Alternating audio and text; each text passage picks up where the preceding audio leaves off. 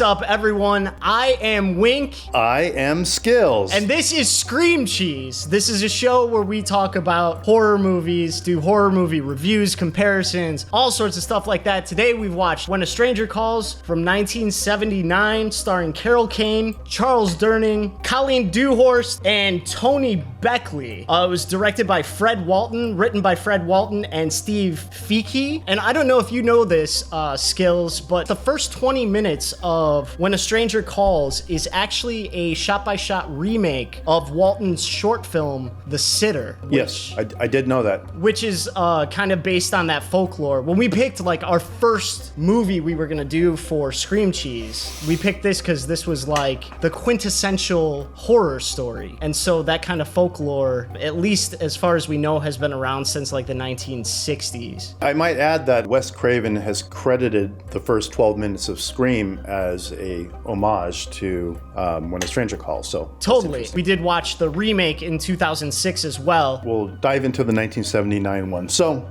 the reviews were somewhat mixed when it came out. However, it was a box office success. It wasn't a bad film, you know, as far as like film goers went. Carol Kane even said that when she went and saw the first showing of it, that the audience for like the first 20 minutes was talking to the screen. But having said that, I will say this about both these films. I don't consider either one of these horror. They fall into the thriller category. And they could have become horror if they were done in a different way. I would agree with you that they lean into thriller, but I think both of these movies are truly horror films. Yeah, I don't have a problem with that. I guess what I'm trying to say is if your interpretation as a fan of horror is blood and guts, then this isn't it. This falls more in the category of like the first Halloween, where it's more suspense and what you don't see. As opposed to seeing like someone's head get lopped off or, you know, blood everywhere. I will say what I liked about it was the first, obviously the opening sequence.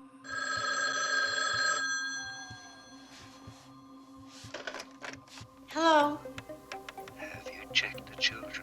We all know When a Stranger Calls what the concept is, but we all kind of go in wondering how are they going to make a whole movie around this concept? And really, that was what I was wondering, yeah. So that idea wound up only being that beginning, and I think that in itself is like a perfect horror film. I agree with you, there's not like blood and guts and things. There's hardly any blood or anything in the movie at all. I like Carol Kane. I thought she did really well. I really liked the guy who played Kurt Duncan. He is the killer. Tony Beckley. Did you read that fact that he died like 6 months after the premiere? When he was on screen, I really enjoyed it. I would say for me, the biggest overall negative, they took a short story, which was a classic folklore story, and they tried to expand that to a full-length film. And for me, overall, that is kind of like the crux of the problem. You have the beginning and the ending of the film, which are essentially just the same thing. And then in between there, we spend a lot of time with the killer. And it was very hard to be fearful of this guy, especially when early on he's in a bar, he's trying to talk to a woman, and you would think that she'd be interested in talking to this guy. She wasn't. Look,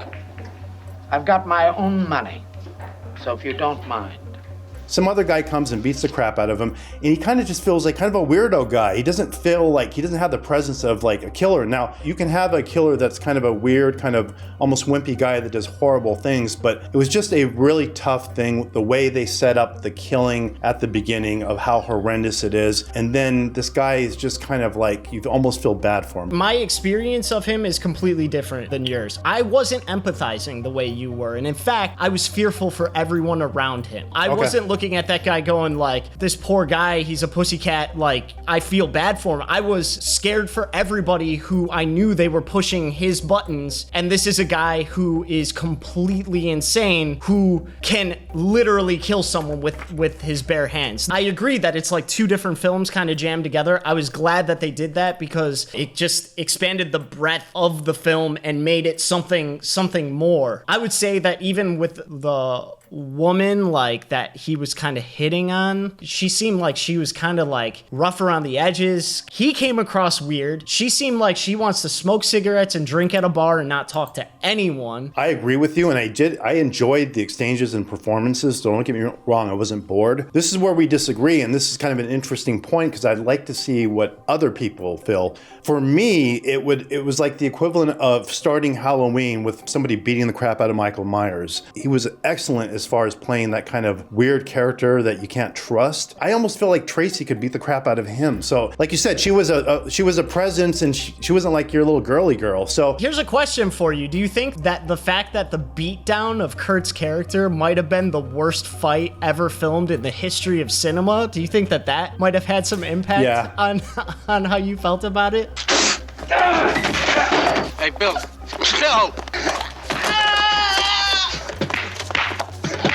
yeah, I mean, there was that. So long story short, we introduce John Clifford, and he, I guess, was part of the opening sequence. Yeah, one of the responding officers, the responding officer. One of the responding officers. Now he is a private investigator, and he meets up with Tracy, and he tells her about Duncan. She seems like she doesn't want to get involved, and he tells her he killed 2 children, and when she asked what weapon he used, he said no weapon, his bare hands. Which was cool in the sense of this guy is so, bad that he doesn't even need a weapon. That's how demented he is. I agree with you. It's far-fetched, though. So it actually detracts a little bit, because they even go to the lengths to say that the coroner couldn't even put together the pieces. The children were torn apart so badly. I don't have a problem with a notion like that, but there has to be a payoff to that. That is not something you just loosely throw out there, because what can you do with your bare hands? I mean, and again, this is a feeble guy. If this was like a 6'8", 300-pound man, you might think, well, he could rip a kid's head off, So the officer, he doesn't have any interest in just capturing this guy. He wants to kill him, so there's a setup for that. There's a little bit of cat and mouse. Yeah, I would say the second act is literally just this private investigator looking for Kurt. Now, I would say one of the biggest,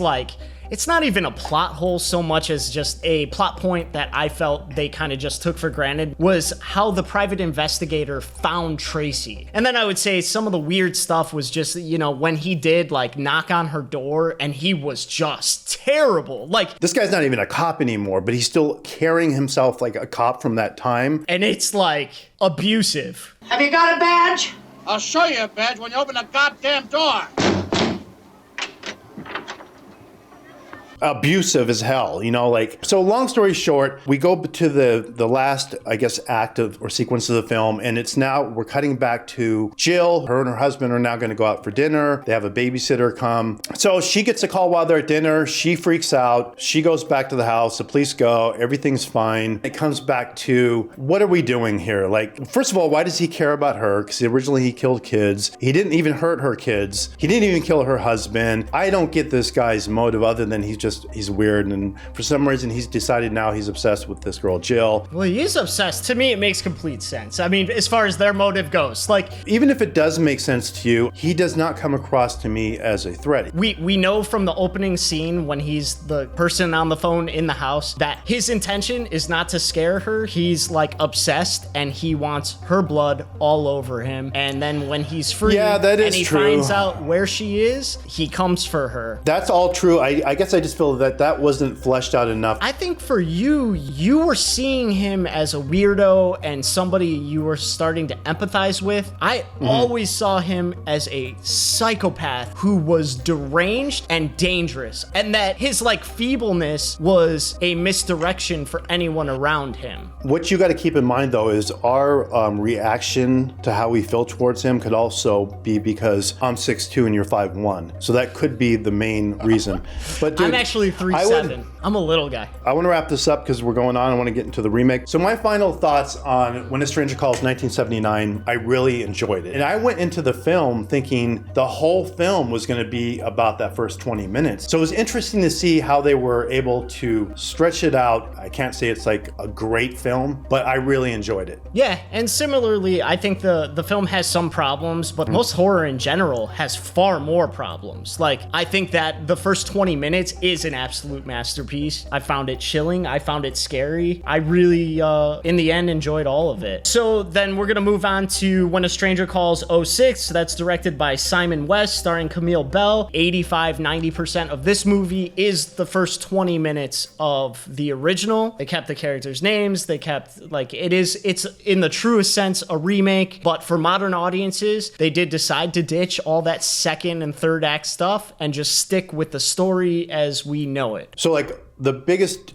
difference as far as this one and the original is we spend a lot of time with the killer in the original. We don't spend any time with the killer in this one. If I had to guess, there's probably less than a minute of the killer on screen in this movie. I was blown away by the director and cinematographer. I was just really wowed. I thought it was a beautiful film visually. Before I get into the negatives, because it's pretty much negatives, that is a positive. I like the actress, but I think the biggest problem was everybody knows this story. Everybody knows this twist now. And they literally, the whole film hinged on that twist again. Like Jared said, the first one, it was the first 20 minutes. This one, they stretched it out the whole film.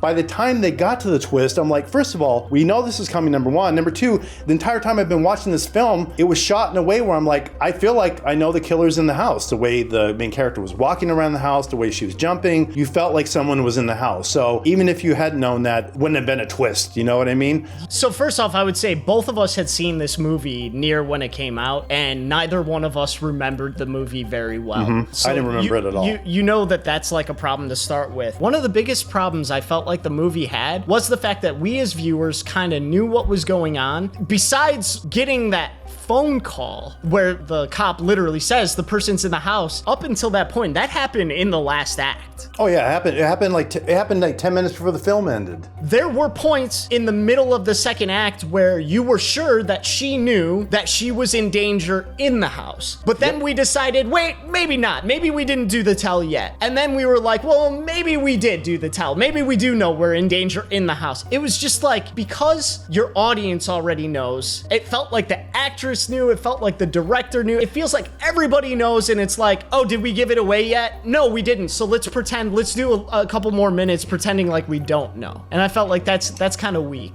Okay, so what I will say following up is I was never bored watching this. To me, it was an entertaining bad film. We pointed out one reason why it wasn't a good film. The other reason was, you hear this a lot with horror films, people making stupid decisions. My suspension of disbelief in horror is such that I believe everything, and I'm okay with everything. Yeah, this me is too, one of me the too. first like horror movies I've watched where I was like, what? This is all, every decision is not what anybody would ever do. There's two things in the beginning of the film that feel like total setups where you'll be like, oh, that's a setup. And they were never paid off. They weren't setups. It was bad writing. The first one, this film starts out with a little sequence of like a carnival. Then we go to a killing that took place that night at a house. A guy shows up who I thought was going to mimic the guy, the investigator from the first film, but we never see him again. But anyways, he goes through the house, he goes up to the room, and he sees what the killer has done to the kids, and he's horrified. And that's where we find out this guy did it with his bare hands. And the cop,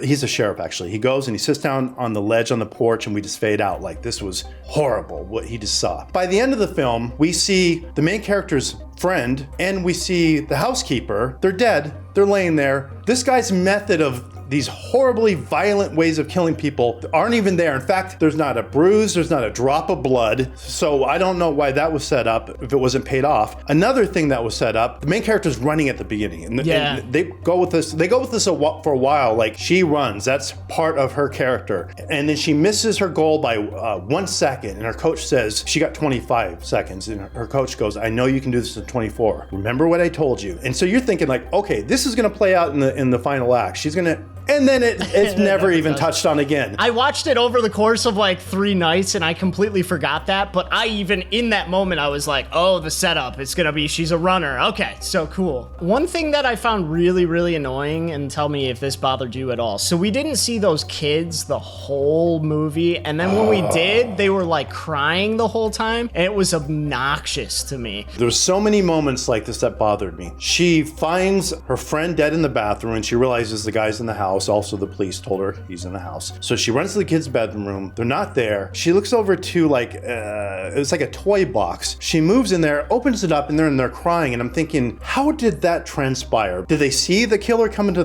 the room? Like, it just seemed weird that they were in there crying. She gets them out. I really enjoyed the greenhouse. I can explain that for them, but I felt the same way. But when she did go into the room and she saw the killer for the first time, it seemed that he was like in the rafters. So if those kids would have woken up and looked up and saw like a guy on the ceiling, maybe they'd have run out and hid in a thing. I don't know. It seemed weird because it was so set up that the mom basically drugged them. They had the flu, so they're out cold. And even when they were checked on once, they were out cold. And all of a sudden now, not only are they not out cold, but they're wide awake and they're terrified and they're in the hamper. I don't know. But the whole greenhouse sequence I really loved. Again, I thought this director did a great job with a terrible script. I feel like we never really understood, like where Jared pointed out in the first film, there was some motive for the killer to go after Jill. In this one, it felt totally random. He killed the kids at the beginning of the film in a very gruesome way that Jill had no connection to. We don't see any blood. He doesn't do any gruesome killing. Now he's in a house with 2 kids, but he doesn't care about the kids. He only cares about Jill. She stabs him in the hand, gets out of the house. The cops are there. The film ends with her in the hospital having one of those bad dream hallucinations that he's in the hospital trying to get her.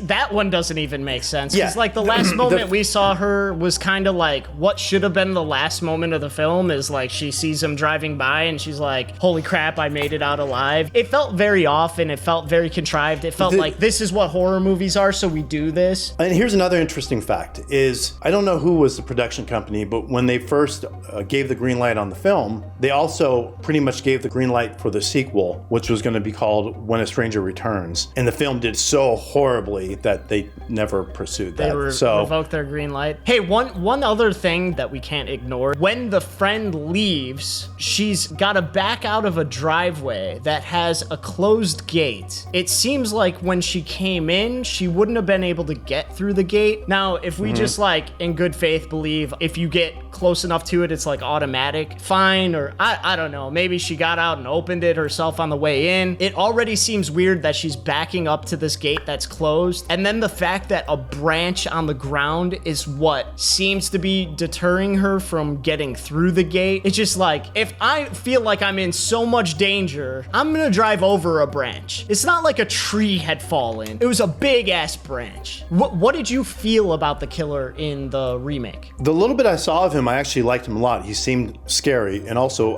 Lance Hendrickson actually played the voice of the killer on the phone, and then a different actor played the actual killer. I liked it, but the problem with it is he's within this really badly written story, and we don't get to spend hardly any time with him. But I mean, for what it's worth, I did like him. I don't know why it is, but like, I didn't find that guy scary. When I was looking on Wikipedia, they brought up the different locations where things were filmed, like the school, the carnival. And when they brought up the house, they said the house was actually recorded in Culver City on basically a lot or something. So That I'm makes starting to sense think to that me, yeah. it does kind of make sense because they seem to have a tremendous amount of control navigating that house. So it did kind of feel like a controlled environment. In your like research with that, was it only the interior of the house that was on a soundstage, or because it seems like the exterior might have been an actual house, but they just didn't shoot in the actual house, they just made one? I don't know, but I do know there's times where they would like pan over like the water in front of the house, and just it had such a beautiful look. It almost felt like this might be a controlled environment kind of thing. So the house that was used in the film is located at Culver Studios in Culver City, California. So to sum it up, I enjoyed both films. I did too. But the 2006 remake is not something I would recommend to somebody who wants to see a good, scary film. But for me, I enjoyed it. Like, as bad as the writing was, this was not a film where I was checking my watch, or when I was done with it, I'm like, oh my God, I hate it, I wasted my life. But it's not a good film. I totally agree. I would say if you're like a horror fan, there's like some hidden value in just seeing an original that's from the 70s and a remake in the 2000s. I mean, even seeing like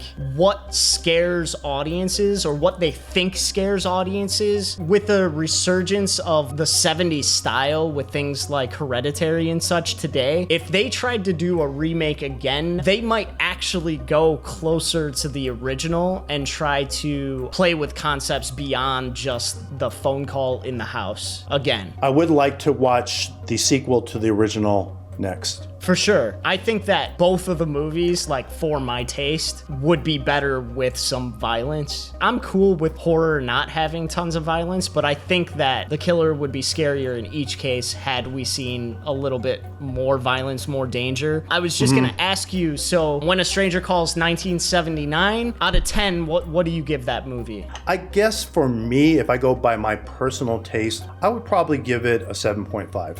Cool. I would give it a 7. And then what would you give When a Stranger Calls 2006? I'd give it a 10 for production value, and I'd give it probably a 2 for story. Wow. So a 10 and a 2. So do you want to give the average of that, or is that Okay? is Well, it you know a what? 2 film? The production value is irrelevant, so I will give it a 2. All right, I give it a 6. I wouldn't recommend the remake to anyone except people who really want to know the genre. If you're an extreme horror fan and you watch all kinds of bad movies, you don't care, you're just a horror fanatic, watch it because, again, it's not a boring film, and it's fun to sometimes watch bad films like this just to pick out all the things. Okay, cool. All right, well, those were those. I agree with you. We should watch the When a Stranger Calls Back, and we'll try to get to that soon. Thank you all for watching. Truck on horror nerds. Was that a good sign off, Skillz? Yeah, it's great, especially the way you said it. All right, cool. Well, we'll make more videos, and you better watch them. That's right. Thanks for watching. We'll see you next time.